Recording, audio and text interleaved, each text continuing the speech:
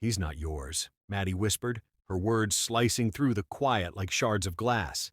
For a heartbeat, the room stood still, the clock ticking audibly in the sudden emptiness. I felt a strange calm first, the kind that settles in before a storm, followed quickly by a surge of disbelief. I am Ethan Carter, and 12 years ago, I had taken Liam into my arms, promising him scraped knee kisses, bedtime stories, and a lifetime of love. 12 years of sleepless nights, of homework battles and birthday chaos, all now cast in doubt by the woman I had trusted more than anyone.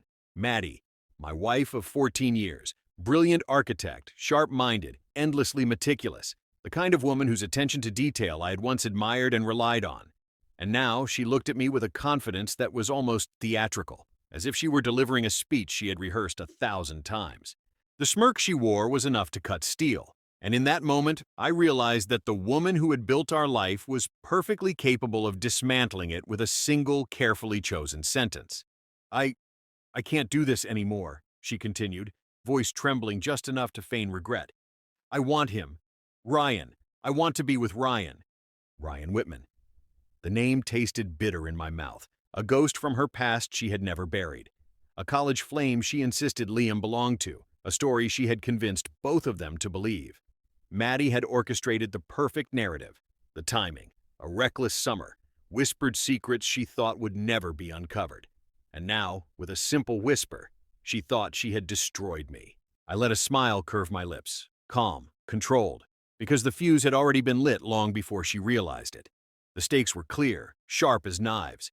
If Liam ever believed Maddie's lie, if her words took root in his mind, 12 years of fatherhood could vanish in a heartbeat. My reputation as a father, the quiet stability I had built around him, the bond that defined every memory we had shared, gone, all because of a lie she believed she could get away with. And Maddie? She knew it. Or so she thought. I remembered Liam's first word, a jumble of sounds I had cheered like poetry. I remembered the night he fell off his bike, how I had held him close, whispering, "It's okay, Dad's got you." I remembered Maddie's subtle smirks when she thought I wasn't looking, the small tensions when I spoke of fatherhood. Every memory, every laugh, every scraped knee suddenly carried a weight I hadn't noticed before. She leaned in again, brushing her lips against my cheek, and I felt only the cold edge of betrayal. "It's the timing," she said. You weren't there." Timing. Funny how timing can trick the heart, or trick the mind, depending on which side of the lie you're standing. Maddie believed she was in control, that her narrative was airtight. But airtight often just means untested, and I intended to apply a little pressure. The next morning, Maddie played the part of devoted wife flawlessly. She kissed Liam on the forehead, whispered bedtime promises, and laughed at his jokes with a casual ease that almost convinced me she had never plotted betrayal at all. I nodded, all the while cataloging her behavior, noting every glance at her phone, every pause in conversation when Ryan's name lingered in her mind, every memory she let slip that didn't quite align with the story she had told herself. It wasn't just the betrayal I had to consider. Ryan was a wild card, a specter from her past who had become the supposed father in their twisted narrative. Maddie had convinced both him and herself that Liam belonged to Ryan, and yet even she had overlooked the cracks in her story, the hesitations, the inconsistencies, the almost invisible guilt that surfaced when she thought no one was watching.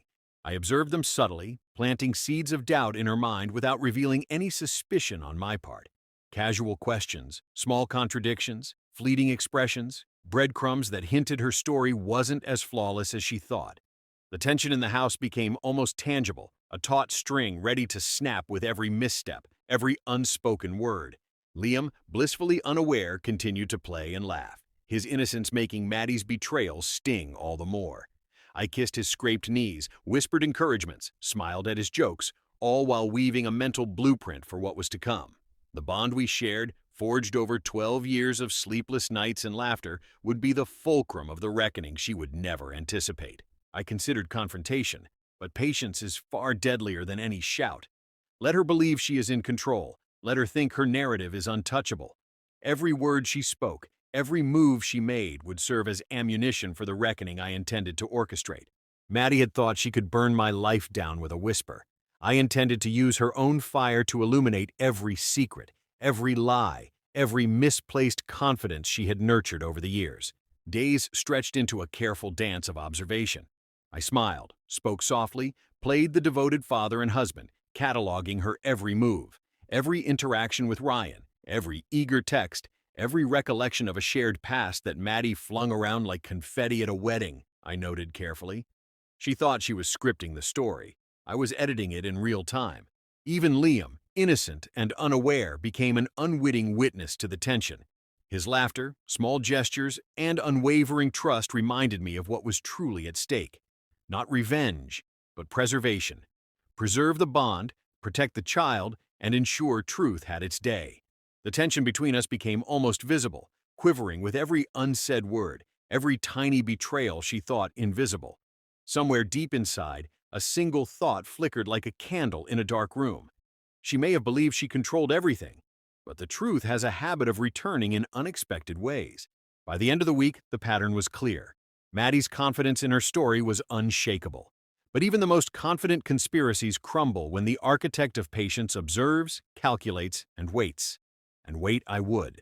Because in her rush to claim a future with Ryan, she had overlooked the one constant, the bond I shared with Liam, forged over 12 years of scraped knees, bedtime stories, laughter, and unwavering love. That bond, invisible to her but unbreakable, would be the fulcrum of the reckoning she never saw coming. The stage was set. The players had moved into position. And as I watched Maddie drift, caught between past and present, desire and deception, I felt something I hadn't felt in years. A quiet, simmering certainty that when this story reached its climax, she would wish she had never whispered those 3 devastating words. The following week, Ryan Whitman walked back into our lives like a ghost with a grin. Maddie's past, once neatly tucked away in college photos and old letters, had returned with a swagger only he could pull off.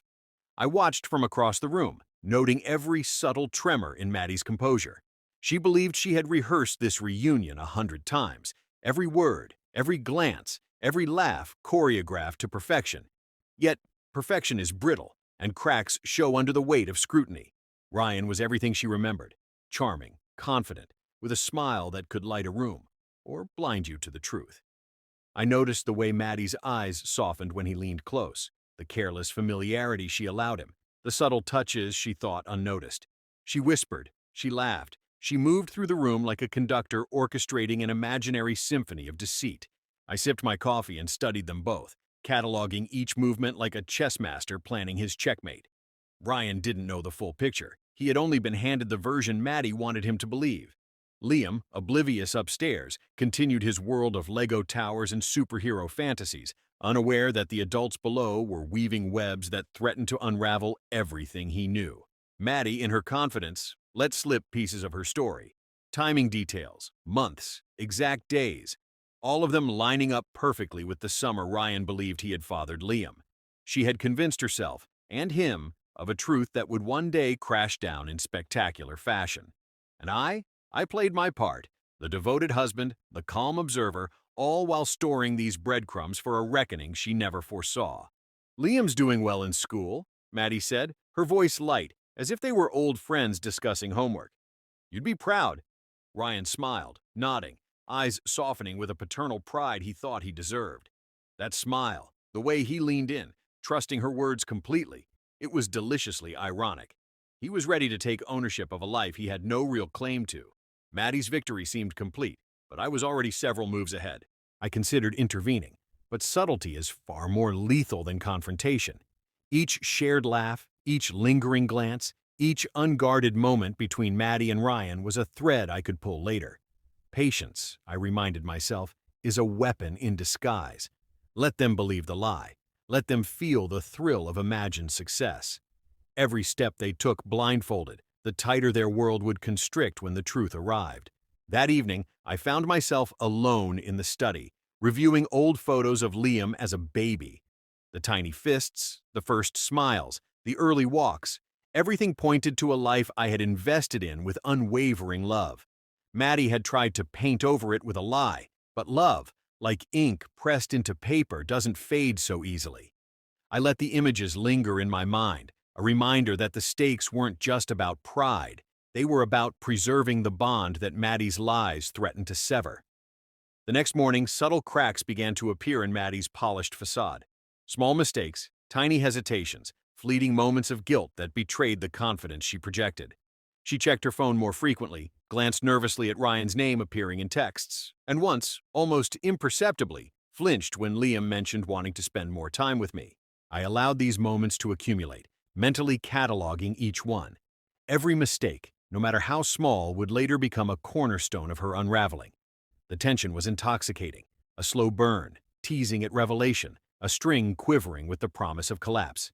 Ryan, oblivious to the undercurrent, became more entwined in the narrative Maddie had spun. He praised her, called her thoughtfully, and shared memories of their past summer adventures. Maddie, confident he was firmly on her side, leaned into the performance, never noticing that each act of deceit was leaving invisible fingerprints I would later use to expose her. It was during one of these interactions that Liam wandered into the room, Lego in hand, a question on his lips. "Dad, why is Ryan here so much?" I looked down at him, keeping my voice calm, casual, almost conversational. "He's an old friend, buddy. Just visiting. Nothing more." Liam nodded, seemingly satisfied, but I caught a flicker of curiosity in his eyes. Children notice more than we give them credit for. They feel tension like a sixth sense, and even at 12, he had begun to pick up on subtleties between his mother and her old flame. The bond I shared with him, forged over years of trust, would help him navigate the confusion Maddie was trying to impose. Maddie's return to her old patterns became increasingly obvious as the week went on. The more she tried to orchestrate perfection, the more natural missteps crept in. Slightly exaggerated laughter, overlapping stories, timing discrepancies, and subtle inconsistencies that even she might have noticed if she paused long enough. I allowed the tension to build, deliberately leaving small opportunities for doubt to creep in, for curiosity to nudge at the edges of Maddie's confidence. Like a careful gardener planting seeds in fertile soil, I let each tiny misstep grow into something more, unseen yet inevitable. And then came the pivotal evening, the night that would accelerate the storm. Maddie had invited Ryan over for dinner under the pretense of casual family time, a subtle attempt to normalize his presence and cement his imagined role in Liam's life. I played the part of the host, attentive, calm, smiling at both of them, letting them soak in their victory, letting them believe they were in control. Dinner was a symphony of careful observation. Maddie's laughter was slightly too forced, Ryan's pride slightly too evident, and Liam's questions, though innocent, were threading a needle between truth and perception. Every word, every pause, every sip of wine became a piece of the puzzle I was quietly assembling. After they left, the house felt heavy with unspoken tension. I sat alone in the study, reflecting on the events, cataloging every detail, and plotting the next phase. Maddie believed she had claimed her victory. Ryan believed he had secured a place in Liam's life. Both were blissfully unaware that the foundation of their assumptions was not only fragile, but built on a lie that I had the power to expose at exactly the right moment. The game had escalated. The stakes were no longer theoretical. They were tangible, threaded through Liam's innocence, Maddie's overconfidence, and Ryan's unwitting complicity. One false move, one misstep, one overlooked detail could tip the scales, and I intended to ensure it did. As I turned off the lights and climbed the stairs to Liam's room, I paused outside his door, listening to the gentle rhythm of his breathing. He was the center of it all, the reason for patience, for observation, for careful orchestration. The bond we shared, resilient and unspoken, would be the leverage I needed when the reckoning finally arrived. Maddie's whisper had lit the fuse, Ryan's return had added fuel, and the clock was ticking. The storm was no longer a distant threat. It was here, swirling in the quiet of our home, ready to explode in ways neither Maddie nor Ryan could anticipate. And deep inside, I felt the quiet thrill of inevitability. Because when the dust settled, when the truth emerged, the consequences would be undeniable. Maddie's confidence, Ryan's misplaced pride, and even the fragile assumptions they had built around Liam's paternity, they would all be tested. And I would be ready. For now, the stage was perfectly set. Every smile, every whispered secret, every calculated glance had placed the players exactly where they needed to be. And as I closed Liam's bedroom door, a subtle smirk tugged at my lips. Maddie may have thought she was scripting the story, Ryan may have believed he was securing his place, but the final act had not yet begun. And when it did, the truth would hit like a thunderclap. The day the DNA results arrived, The house felt heavier than usual, like the air itself was holding its breath. Maddie sat across from me at the kitchen table, calm on the surface but jittery beneath the practiced mask. Ryan had left earlier, full of pride and misplaced certainty, confident that he had secured a place in Liam's life. He had no idea the ground beneath him was about to vanish. I watched Maddie closely, noting every flicker of impatience, every hesitation, every almost imperceptible tremor in her fingers as she held the envelope. She thought she was about to triumph, that her narrative would finally be sealed in ink and numbers. But she hadn't considered that 12 years of love, devotion, and subtle observation don't dissolve because someone whispers a lie. "Here it is," I said, keeping my voice calm, almost casual, letting the tension build like slow-dancing shadows. I slid the envelope across the table, letting her pick it up first, as if I were handing her victory on a silver platter. Maddie hesitated, then tore it open, eyes scanning the results. The silence stretched, electric and unbearable. I could almost hear the gears grinding in her mind, the way her brain refused to accept what her eyes were reading. It was simple, clear, unambiguous. Liam Carter, my son, my blood, my responsibility, my life. Her lips parted, a stammering gasp escaping before she could swallow it. This can't be," she whispered, voice trembling, trying to clutch at any fragment of denial. I leaned back, letting the quiet settle around us. "Oh, it can," I said gently, my voice deceptively calm, the kind of calm that promises consequences. "It's real, Maddie. Liam is mine, always has been. You were wrong. You lied. And now, the truth is unavoidable." Maddie's eyes darted to me, panic flickering through her carefully constructed facade. She opened her mouth, perhaps to speak, perhaps to argue, but the words faltered, lost in the gravity of the revelation. Ryan, her supposed savior, her golden ticket, had abandoned her weeks ago when she'd proudly claimed Liam as his, and now she was utterly alone. I thought, "The timing," she whispered, voice breaking, as if the DNA results were not only a scientific verdict but a personal condemnation. "You thought wrong," I said, leaning forward, letting each word land like a hammer. "You built a story, Maddie. You convinced yourself and others of a truth that never existed. And while you were busy rewriting history, I was quietly observing, patiently waiting. 12 years of love, 12 years of trust, you underestimated both. And now you've left yourself with nothing." The irony was delicious. Maddie had believed she could destroy me, claim Ryan's loyalty, and secure a future for herself. But the universe, in its quiet, relentless way, had delivered poetic justice.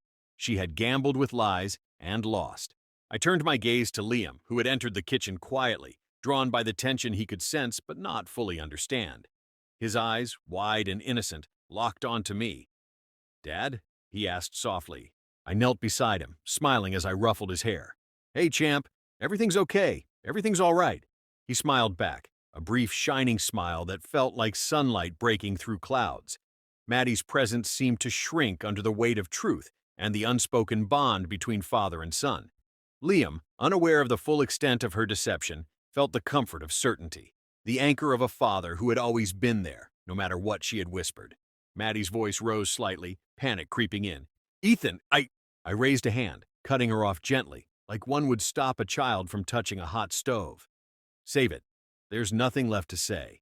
It wasn't just words. It was the culmination of every observation, every subtle breadcrumb I had left for her to stumble over. The months of patience, the careful orchestration, the quiet planning. It all led to this moment. And now, the reckoning was complete. I could see it in her eyes. Fear, regret, and the dawning understanding that her manipulations had unraveled in spectacular fashion. Ryan had abandoned her. Liam's love remained firmly with me, and I, silent observer, devoted father, was ready to reclaim the life she had tried to poison. "Liam," I said, standing and taking his hand, "how about we go build that Lego fortress you've been talking about?" His eyes lit up, relief and joy flooding his expression. "Yeah, let's make it the biggest one ever." I smiled down at him, feeling the full weight of 12 years of fatherhood solidify into a tangible, unshakable truth. Maddie's lies had crumbled, but Liam's trust, his love, and the bond we shared had only grown stronger. Maddie's silence was deafening. She slumped into her chair, defeated, her hands covering her face. Every plan she had made, Every whispered promise to Ryan, every lie she had spun. It was all gone, and the universe, in its subtle, ironic way, had delivered justice without my hand ever fully visible. I turned back to her, letting a calm finality settle into my tone. You gambled with truth, Maddie, and truth always wins. She whispered something, barely audible, a combination of apology and desperation. But it didn't matter. The damage had been done, not to Liam, not to me, but to the illusion she had crafted so meticulously. As I led Liam upstairs to his room, I glanced back once. Maddie remained seated, the weight of her own choices pressing down like a stone. She had wanted the chaos to destroy me, but it had only revealed her fragility. And in that quiet, triumphant clarity, I felt the full satisfaction of survival, observation, and patient strategy paying off. Liam jumped onto his bed, animatedly explaining the details of his Lego fortress. I listened, nodding, asking questions, laughing with him. Every word he spoke was a reminder of what I had preserved: innocence, trust, and the unbreakable bond between father and son. And outside, the world continued, oblivious to the quiet, devastating reckoning that had just unfolded within these walls. Maddie's whispers of betrayal had lit the fuse. Ryan had returned and abandoned her, and yet, through it all, I had remained steady, calm, patient, and quietly untouchable. 12 years of fatherhood, observation, and careful calculation had led to this single, undeniable truth. Liam was mine. Maddie's deception had crumbled. Ryan's pride had turned to dust. And I, Ethan Carter, had not only survived, but emerged stronger, ready to continue building the life that had been threatened, unshaken by lies and fortified by love. I looked at Liam, and for the first time that day, I allowed a full, unguarded smile. The storm had passed. The reckoning had been delivered. And as he laughed, explaining the structural integrity of his Lego fortress, I knew one immutable truth. Some bonds, forged in love and patience, are impossible to break.